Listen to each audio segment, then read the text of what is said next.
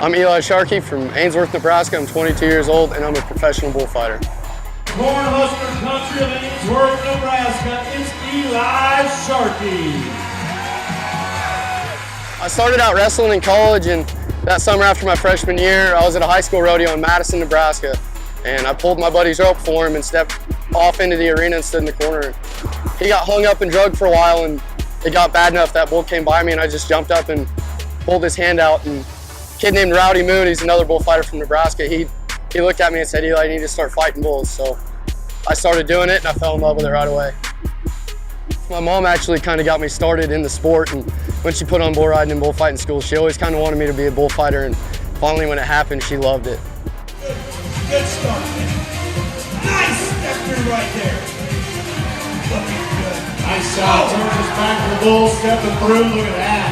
Look at the combos. Wrestling was my sport all the way until my freshman year of college, and the flexibility part of it helped a lot, and just the stamina part of wrestling really plays a role in my bullfighting. And when I work out now, I spend a lot of time in the gym, and I try to emulate some of those wrestling practices and do the same thing we did there.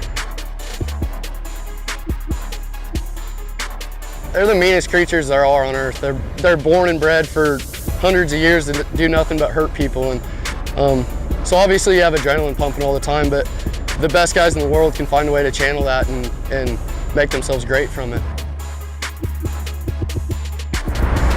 When I first got the call to go to a BFO, that was a huge deal. I got a phone call the morning of from Dusty Tuckness. He's 9-time PRCA Bullfighter of the Year. And I had a voicemail from him, and I answered it, and he asked me if I wanted to come to the BFO standalone in Ada, Oklahoma. And it was a $25,000 bullfight.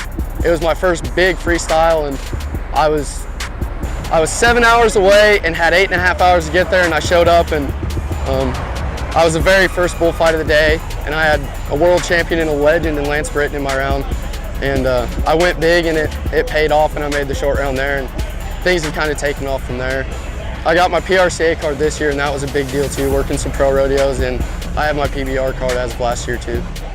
There's a big bullfight in Ardmore, Oklahoma. It's where they crown a world champion every year. I ended up a 1.5 shy of winning that world title this year, and that's one of my goals for next year.